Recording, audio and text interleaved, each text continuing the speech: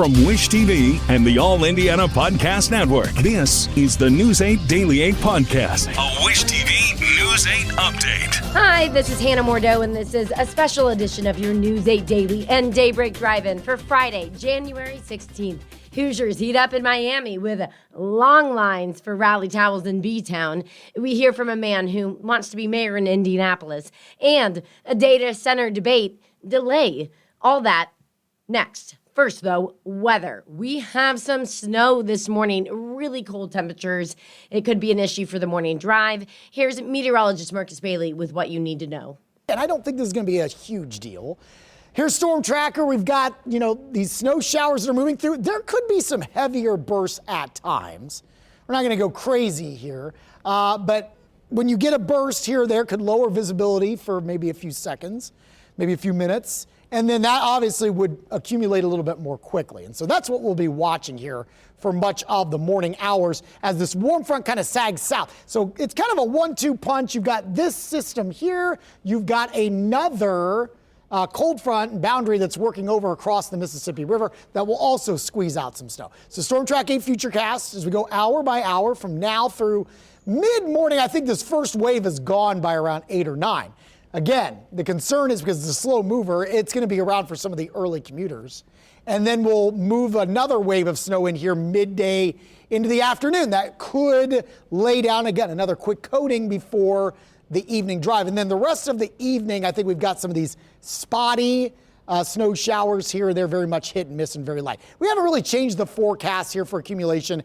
1/2 inch to an inch, and I think that's being generous. We may even see a little bit less than that here in this lighter blue, maybe around an inch or two up in northern parts of the state for the day.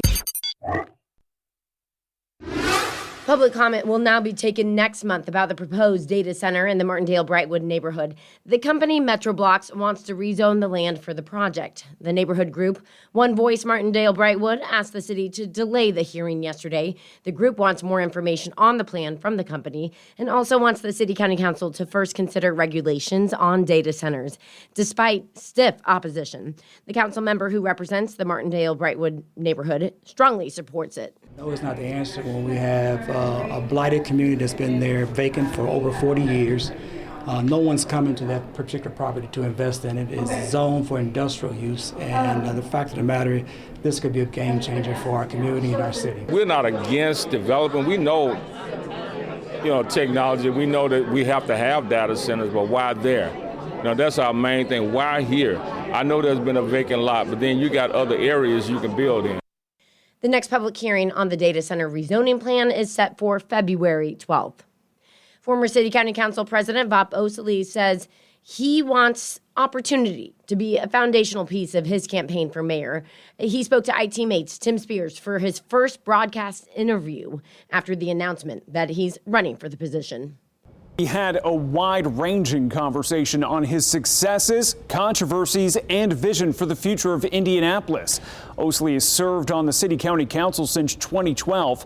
An architect by trade, he says he wants opportunity to be a foundational piece of his campaign. And then I want to open the door to opportunity for everyone in this community, in this city. What do you see as the principles of your campaign? It's neighborhoods up. Sitting down with Wish TV for his first broadcast interview since announcing his run for mayor, Vop Osili believes Indianapolis needs to break down the barriers between city services and the people it serves. One of the things that I've done over the course of my time on the council is make sure that we bring voices into, to the table. Speaking of hearing voices, this past year, one of the accusers for Thomas Cook, you had removed from a city council meeting. I regret that Ms. Roberts had to endure what she had to endure at the hands of a top official of the administration. Do not put your hands on me. In June, Osili ordered deputies to remove Lauren Roberts from a council meeting as she detailed sexual harassment allegations involving former Hogsett aide Thomas Cook. She has since filed a lawsuit against the city over her removal. Osili said he has not talked to her since. And I do regret having diminished the voice of Ms. Roberts that evening on the council. I regret having diminished the voice of Ms. Roberts that evening on the council. But let me say this. In an Osili administration, that would never have happened. And if it had, I would have fired that individual on the spot. How do you think Hogsett's administration handled the allegations against Thomas Cook? I think that's a question that you need to ask him. Well, what's your opinion? You're running for mayor. I'm running for mayor to be mayor and to make my own decisions. There were multiple city council members who publicly stated Mayor Hogsett should have resigned. Looking back, do you believe he should have? I can't speak for that. I'm not even going to. Voters obviously have their own opinions on it. And maybe they're going to form their opinions on what they think you would do in these situations based on how you think they were handled. No, I think, what I do think is, I hope they would judge me on what I've said and the very fact of what I would do and where my focus is as I go forward. Osili also didn't want to comment on potential primary opponents, choosing to stay focused on infrastructure, public safety, housing, the quality of life issues he thinks will make the difference in the mayoral race. And what's your message to voters? The message to voters is we live in a city that is magnificent, that is full of people who are passionate, who are kind, and that when we come together, we are unstoppable. Tim Spears for Wish TV and WishTV.com. Hoosier fans are never daunted and are lining up, literally, and gearing up as the excitement builds ahead of IU's shot at the College Football Playoff National Championship against Miami on Monday.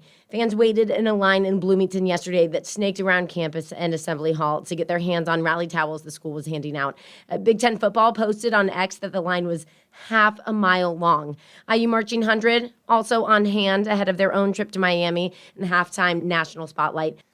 The band's drum major tells us she knows it's the moment of a lifetime. I feel so honored to be in this position, to be able to lead the band in this sort of thing. And it's one of those things where, childhood me is absolutely living in the moment, as well as everybody else in the band.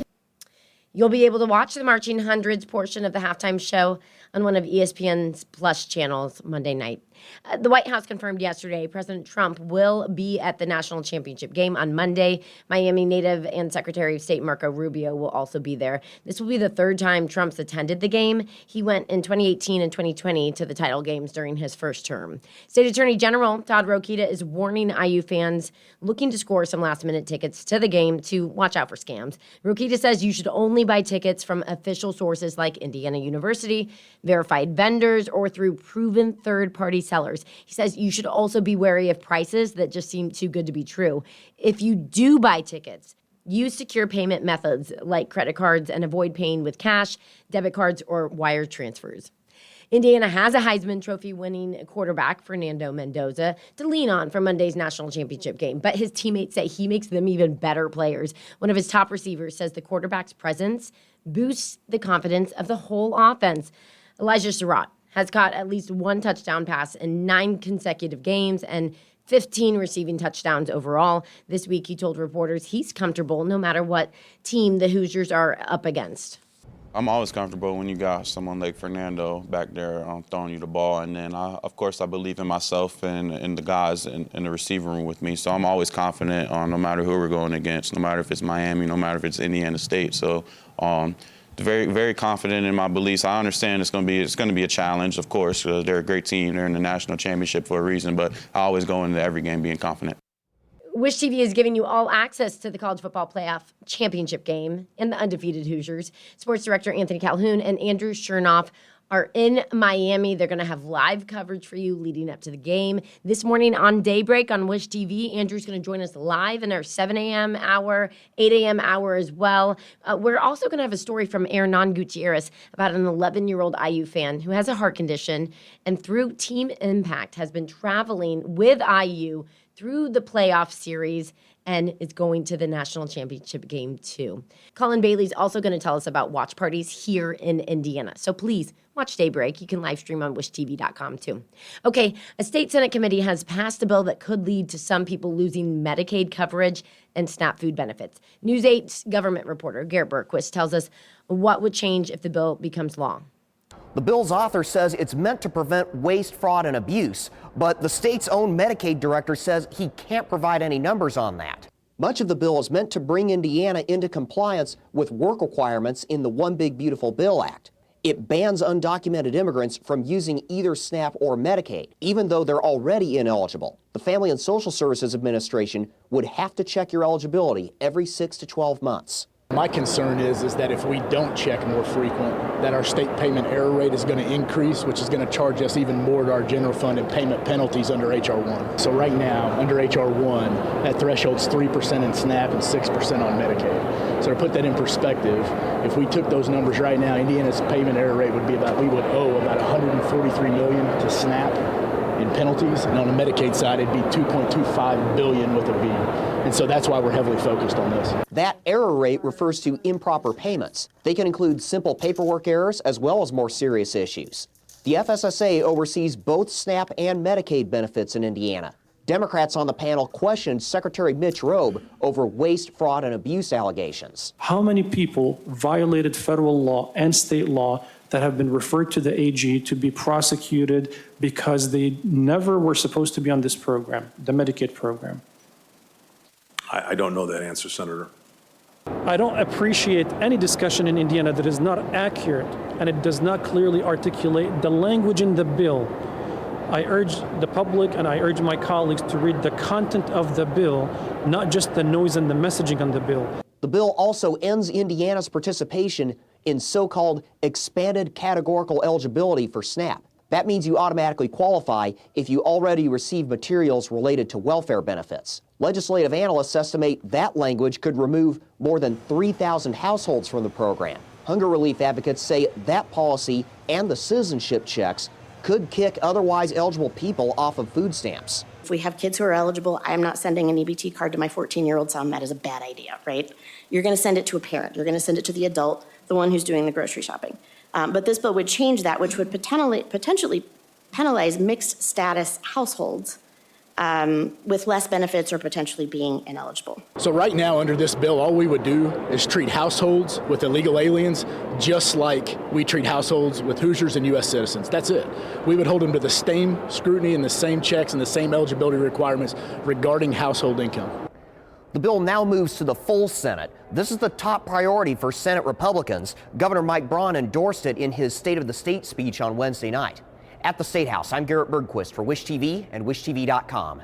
Rapper Pitbull is coming to Indiana. He announced his I'm Back tour yesterday with a stop at Ruoff Music Center in Noblesville. Concert will be on Saturday, September 19th at 8 in the evening. Rapper Lil Jon will also be touring with him, so it should be fun. Tickets go on sale end of the month, January 30th at 10 in the morning. This has been your News 8 Daily and Daybreak Drive-In from Wish TV. I'm Hannah Mordeau. Watch us on Wish TV and WishTV.com. This is the News 8 Daily 8 podcast, a Wish TV News 8 update on demand for even more on demand and on the go. Connect with Wish TV on Facebook at WishTV.com and on the free Wish TV mobile app. Thank you for listening, and be sure to like, subscribe, and follow this podcast for updates every weekday morning on the All Indiana Podcast Network and wherever you get your podcast.